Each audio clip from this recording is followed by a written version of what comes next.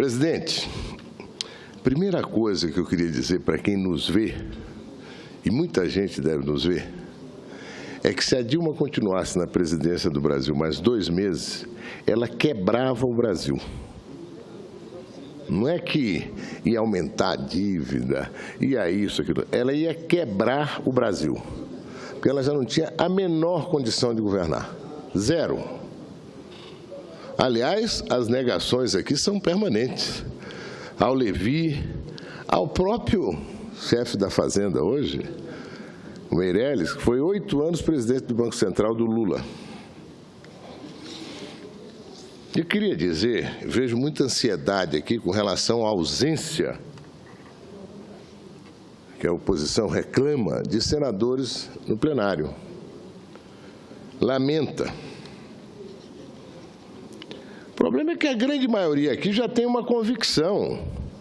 O Brasil está na beira do precipício. Ou nós agimos, votamos, decidimos, ou o Brasil vai cair no precipício. Precipício, posição, melhor dizendo, a que fomos levados pelo lulopetismo. Olha aqui, o Mansueto mostrou aqui que a dívida era 51% do PIB, de todas as riquezas produzidas, em 2013. E ela vai fechar esse ano com 72%. Vamos arredondar, 52 para 72. 20% a mais de dívida. Haja trilhões de reais aí. Agora, aqui dentro, ó, nessa flecha ascendente, tem 22 milhões e 900 mil desempregados.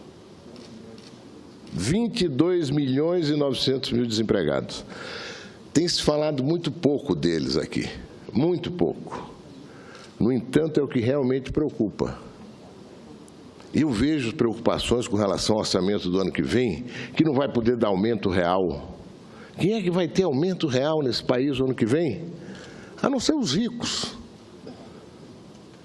Provavelmente vai ter corte de salários, como já tem acontecido. Agora, a pior das chagas é a privação total de renda, é o desemprego, que é a marca maior do final, do período final do lulopetismo. E nós estamos pagando por isso. Nós, especificamente, 22 milhões e 900 mil desempregados, dados de hoje, mais 900 mil.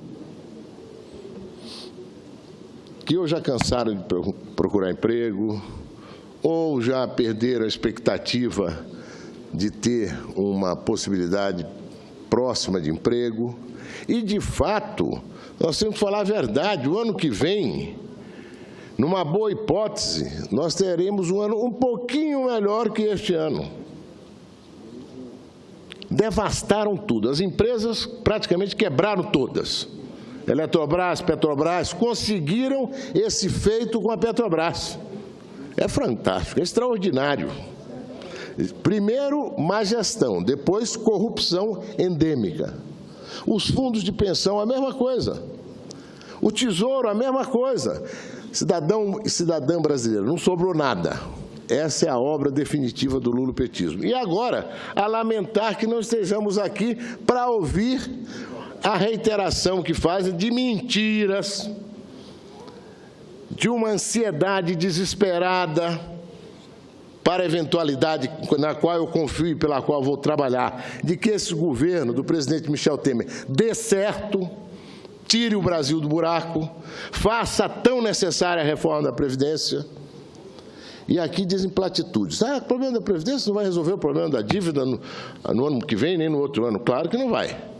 Mas a Previdência que está aí hoje, no horizonte, ela quebra o Brasil. Ou melhor, quebra os beneficiados. Situação semelhante à da Grécia. Aliás, a Grécia já está um pouco aqui, o Rio de Janeiro. O Rio de Janeiro tem 7 folhas com as suas receitas, vai conseguir pagar 7 folhas no ano que vem. Vão faltar 8, são 15. Como é que vai fazer? O Rio de Janeiro,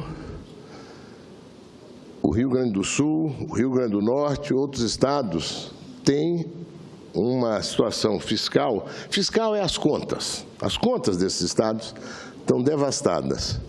As do Brasil estão devastadas. Mas foi possível uma reengenharia que, levando a nossa dívida a mais 170 bilhões de reais, conseguiu fazer com que o Brasil esteja aí sobrevivendo e confiante de que, pouco a pouco, vamos recuperar a situação de crescimento. Para quê? Para emprego. O Brasil precisa crescer, gerar emprego. E só acontecerá isso se nós tivermos credibilidade. E só teremos credibilidade se nós fizermos as coisas certas, não as platitudes que eu vi aqui. Que tem que aumentar mais, que o ano que vem tem que ter margem. Não tem que ter margem nenhuma. Eu estou na comissão do extrateto. E hoje nós conversamos durante horas. São coisas inacreditáveis que você tem no setor público.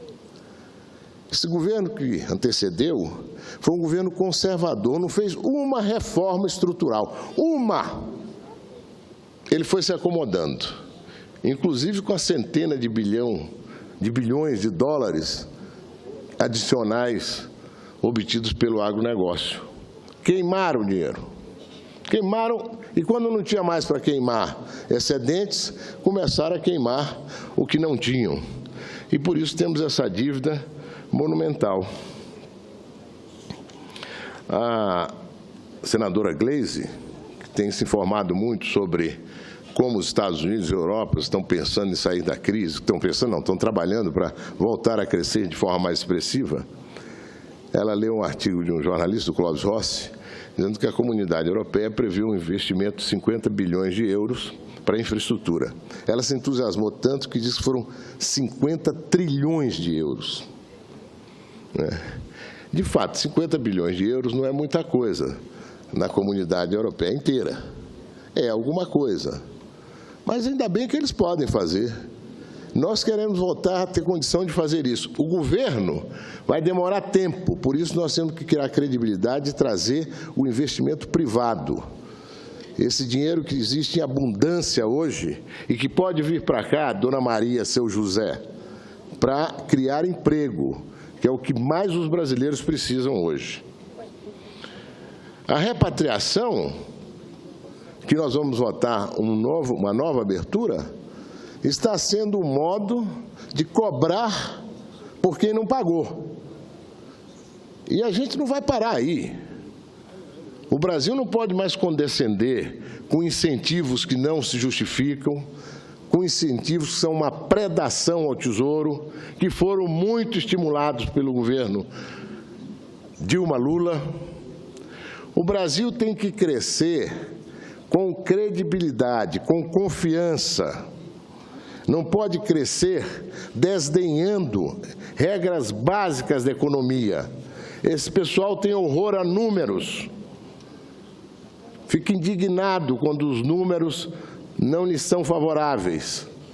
E desdenham deles. E por isso mesmo nos levaram a essa situação. Você que está nos vendo, se tratar os números da sua casa como eles trataram os do Brasil, você vai terminar o ano muito mal, devendo muito, com escassa capacidade de fazer qualquer investimento, ainda que urgente, na sua casa, na melhoria da sua condição de vida. É a situação que nos levaram. Mas o país tem muito arranque. O Brasil pode fazer e vai fazer melhor. O Brasil, com essa PEC do teto do gasto, inicia um período. Ela é o começo do começo. O orçamento do ano que vem já está previsto, considerando as limitações estabelecidas por essa PEC. E com relação à saúde e educação, que eles transformaram em 2 cavalos de batalha, Mansueto mais uma vez mostrou: saúde, a base aumentou, de 13,2 avançou, vamos ter 10 bilhões a mais do que aquilo que foi realizado este ano. E sobre isto, mais 7% equivalente à inflação. Vai aumentar.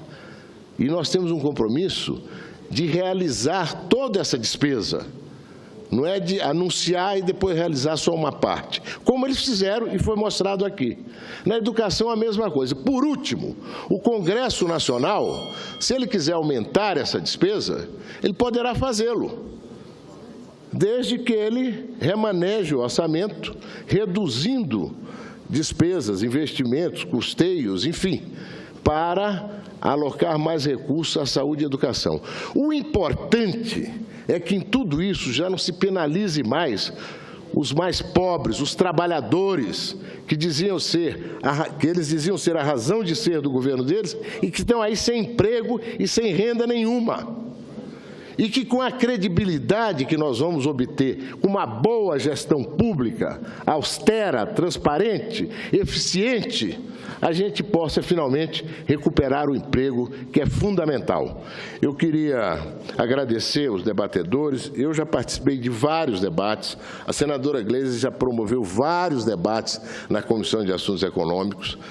Claro que cada um de vocês, o Beluso, o Mansueto, o Bacelar, o Fernando, sempre tem algo a acrescentar. Mas quero dizer a vocês, e conversei isso com alguns senadores, tentando estimulá-los a vir aqui, disseram, olha, do ponto de vista das apresentações, nós até ficamos vendo dos gabinetes. Agora, do ponto de vista do debate, sobretudo desse debate que convulsivamente é contrário a qualquer ação desse governo, e a PEC eles sabem que é uma ação crucial, e já foi aprovada na Câmara e vai ser aprovada no Senado, com relação a isso, não tem mais o que ouvir, é uma reiteração permanente de posições que mal dissimulam o desejo do quanto pior melhor. Mas o Brasil vai dar certo, o quanto pior melhor não vai dar certo.